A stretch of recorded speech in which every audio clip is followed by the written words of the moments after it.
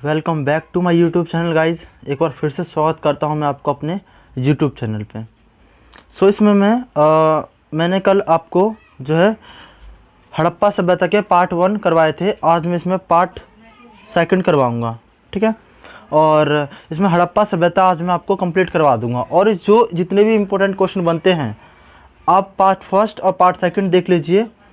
आपके जितने क्वेश्चन, जितने डाउट है आपके सारे क्लियर हो जाएंगे, ठीक है। क्वेश्चन स्टार्ट करते हैं। क्वेश्चन नंबर 21 देखो सुतकोटदाबाद भी गुजरात में है। सुतकोटदाबाद गुजरात में है। यहाँ से घोड़े के अस्थि पंजर के प्रमाण मिले हैं, ठीक है।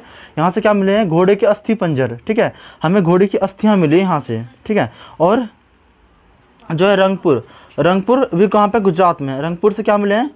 ठीक है, देखो रंगपुर गुजरात में। यहाँ से लोथल और रंगपुर में चावल के प्रमाण मिले हैं। लोथल और रंगपुर से क्या मिले? चावल के प्रमाण मिले हमें लोथल और रंगपुर। ध्यान रखना है, इंपॉर्टेंट बता रहा हूँ मैं, सारे के सारे इंपॉर्टेंट क्वेश्चन है मेरे, ठीक है।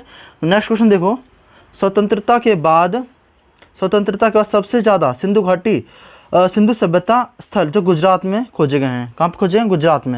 गुजरात में सबसे अधिक स्थल अभी तक जो है लगातार इस पर रिसर्च भी चल रहा है, वैज्ञानिक शोध भी कर रहे हैं इसके ऊपर, ठीक है। नेक्स्ट क्वेश्चन देखो, ये क्वेश्चन पूछा गया है इसलिए मैंने आपको बता दिया, ये क्वेश्चन हाल ही में पूछा गया है, ठीक है। नेक्स्ट क्वेश्चन देखो, क्वेश्चन नंबर 23 कह रहा है कि सिंधु सभ्यता का नगर जो है नगर पत्ती वो ग्रिड पत्ती कहलाती है। ये भी क्वेश्चन अभी हाल ही में आया था। तो सिंधु सभ्यता के नगर पत्ती कैसे पत्ती थे? तो ग्रिड पत्ती। ये देखो, ये इंपॉर्टेंट पॉइंट है, ठीक है। कैसे पत्ती थी? ग्रिड पत्ती, ठीक है। नेक्स्ट क्वेश्चन देखो, क्वेश्चन नंबर 24, सिंधु सभ्यता के समय घर शतरंज के आकार के बने हुए थे। ये भी क्वेश्चन आ चुका है कि सिंधु सभ्यता में घर किस आकार के बने? तो शतरंज का आकार के, ठीक है। अगर आप जो भी मैं पढ़ा रहा हूँ ना, अगर आप लूसेंट उठा के पढ़ोगे, लूसेंट में अगर ऑप्शन टाइप पढ़ोगे या फिर थ्योरी पढ़ोगे, तो मैं आपको मैं बता रहा हूँ, आपका एक भी क्वेश्चन ना आपका आउट नहीं होगा, ठीक है, अगर आपने लूसेंट उठा के पढ़ा तो, ठीक है। नेक्स्ट क्वेश्चन देखो, क्वेश्चन नंबर 25, सिंधु सभ्यता दो भागों में जो है बटी हुई थी। सॉरी, ये बटी लिखा हुआ है, ठीक है।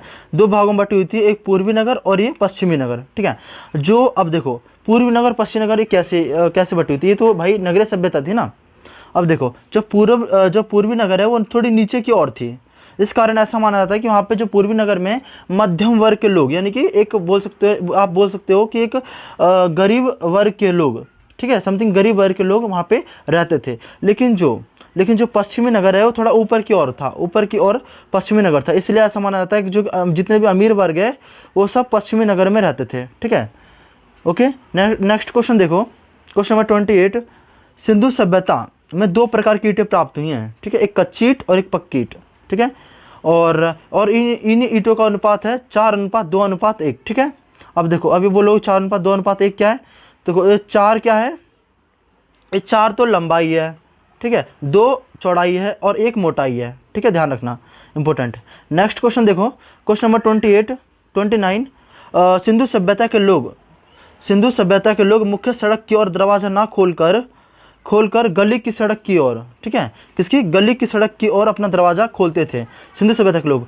लेकिन आपको मैं एक बात बता दूं, देखो ये हर एक सभ्यता में, सिंधु सभ्यता में ये चीज़ देख लिया गया है। लेकिन लोथल एकमात्र एक ऐसा स्थल है, ठीक है, कि वहाँ पर मुख्य सड़क की ओर उसका दरवाज़ा खुलते हुए दिखाया गया है, ठीक है। ओनली ऑन लोथल, बस ये क्वेश्चन पूछा गया है पेपर में, इसलिए मैं आपको बता रहा हूँ, ठीक है।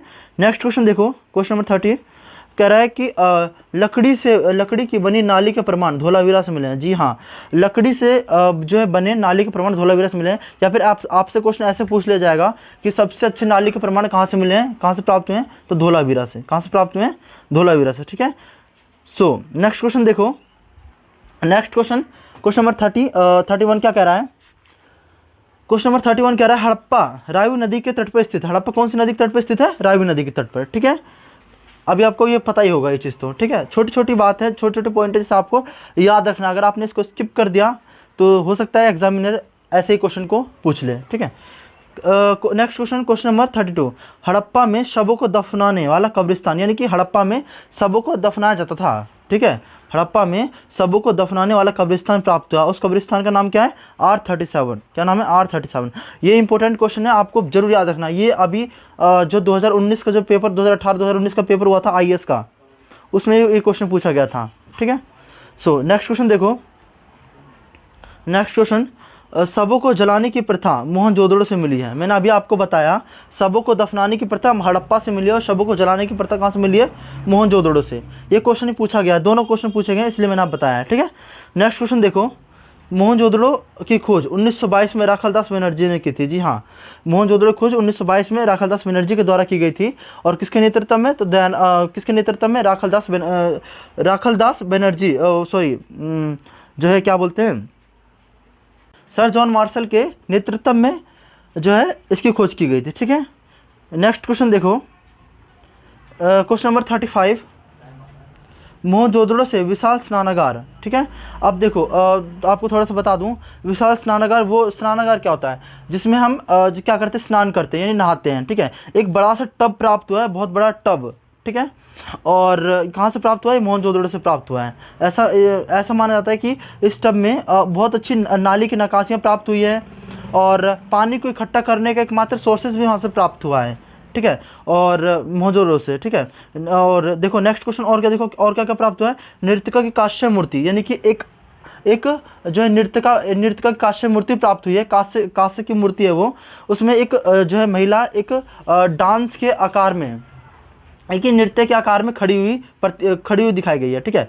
पुरोहितों की मूर्ति मिली है और महाविद्यालय में एक महाविद्यालय, ठीक है, और एक श्रृंगी पशु चित्र मुद्राओं पर अंकित है, ठीक है। और इस श्रृंगी पशु में क्या है, इस श्रृंगी पशु को आपको थोड़ा सा बता दूं, इसका जो सिर तो शेर के जैसा है, लेकिन इसके शेर के जैसा, लेकिन इस पे जो इसके ना बैल के जैसे 2 सींग हैं, ठीक है। ऐसा इस पे इस मतलब कि इस मुद्राओं पर उसका चित्र अंकित किया गया है, ठीक है।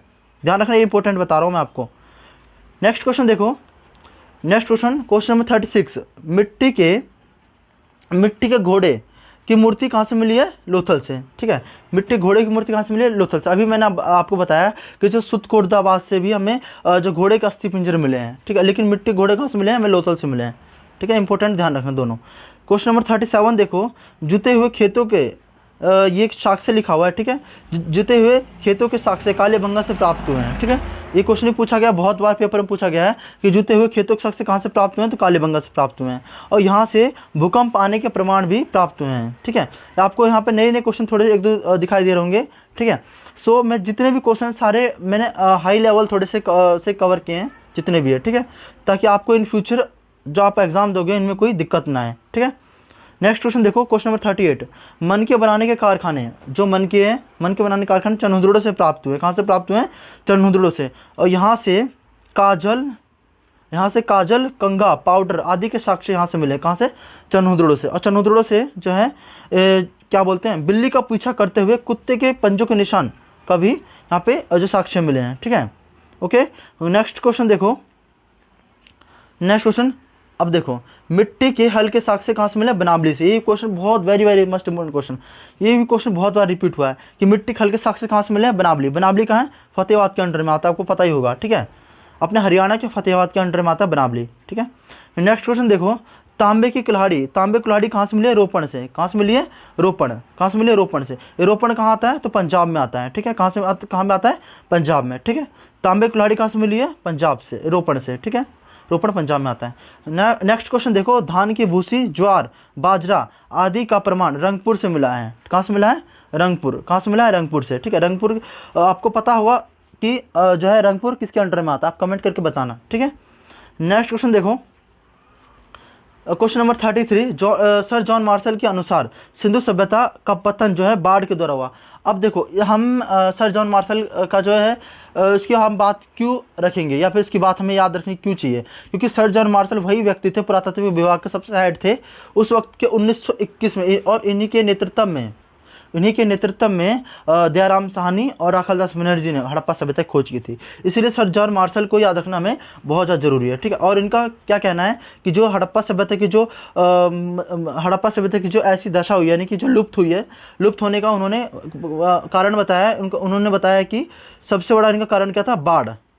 कि ऐसा माना जाता है कि यहाँ पर बाढ़ आ चुकी थी, इसीलिए हड़प्पा सभ्यता के लोग सबके सब लुप्त हो गए। ठीक है, नेक्स्ट क्वेश्चन देखो, सिंधु सभ्यता एक मात्र सत्तात्मक सभ्यता थी। हम ऐसा क्यों बोलते हैं कि सिंधु सभ्यता एक मात्र सत्तात्मक सभ्यता थी? क्योंकि यहाँ पर जितनी भी हमें मूर्तियाँ मिली है ना, सब की सब मात्र सत्तात्मक से मिलती जुलती मूर्तियाँ मिली हैं। ठीक है, इसलिए ऐसा बोला जाता है कि जो सिंधु सभ्यता है मात्र सत्तात्मक सभ्यता थी। ठीक है, क्योंकि उसके अभी तक साक्ष्य नहीं पढ़े गए हैं। ठीक है, नेक्स्ट क्वेश्चन देखो, क्वेश्चन नंबर 45, कपास, गेहूं, जौ, मटर के प्रमाण सिंधु सभ्यता से मिलते हैं। ठीक है, कपास, गेहूं और जौ और मटर के साक्ष्य कहाँ से मिलते हैं? सिंधु सभ्यता से। अब देखो किसके साक्ष्य नहीं मिलते हैं, तो गन्ना और रागी के प्रमाण इस सभ्यता में नहीं मिलते। ध्यान रखना, इंपॉर्टेंट बता रहा हूँ मैं, गन्ना और रागी के प्रमाण इस सभ्यता में नहीं मिलते हैं। क्वेश्चन नंबर 47 देखो, खेतड़ी।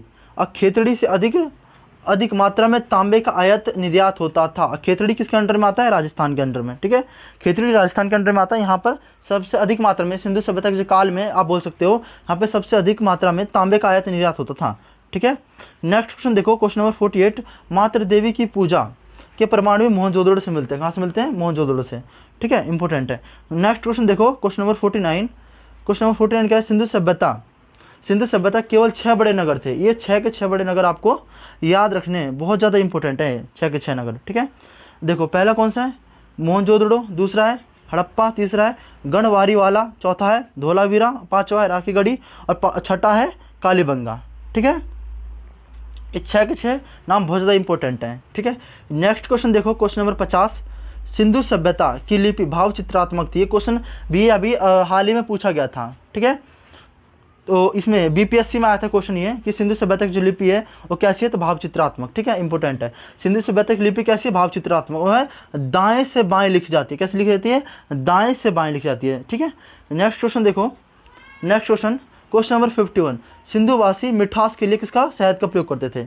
ठीक है, अपने वस्तुओं में मिठास के लिए वो किसका प्रयोग करते थे? शहद का प्रयोग करते थे। ठीक है, नेक्स्ट क्वेश्चन देखो, क्वेश्चन नंबर 52, सिंधु सभ्यता में तौल की इकाई 16 के अनुपात में मिलती है। ठीक है, कितने अनुपात में? 16 के अनुपात में। ठीक है, नेक्स्ट क्वेश्चन देखो, सिंधु सभ्यता के लोग तलवार से परिचित नहीं थे। जी हाँ, सिंधु सभ्यता के लोग किससे परिचित नहीं थे? तलवार से परिचित नहीं थे। ऐसे अगर आपको बहुत सारे ऑप्शन में दे दिया जाएगा और बोल दिया जाएगा बताओ इससे परिचित नहीं थे, ठीक है, तो वो तलवार से परिचित नहीं थे, आपको भी ये ध्यान रखना है। ठीक है, नेक्स्ट क्वेश्चन देखो, लास्ट क्वेश्चन हमारा वीडियो का, कि आग से पकी हुई मिट्टी को टेराकोटा कहा जाता है। क्या कहा जाता है? टेराकोटा। जी हाँ, आग से पकी हुई मिट्टी को कहा जाता है? टेराकोटा। सो गाइस, अगर आपको वीडियो पसंद आई हो तो लाइक, शेयर, सब्सक्राइब करना बिल्कुल ना भूलें। ठीक है, और कमेंट करके बताना वीडियो कैसी लगी। So thank you for watching, thank you guys.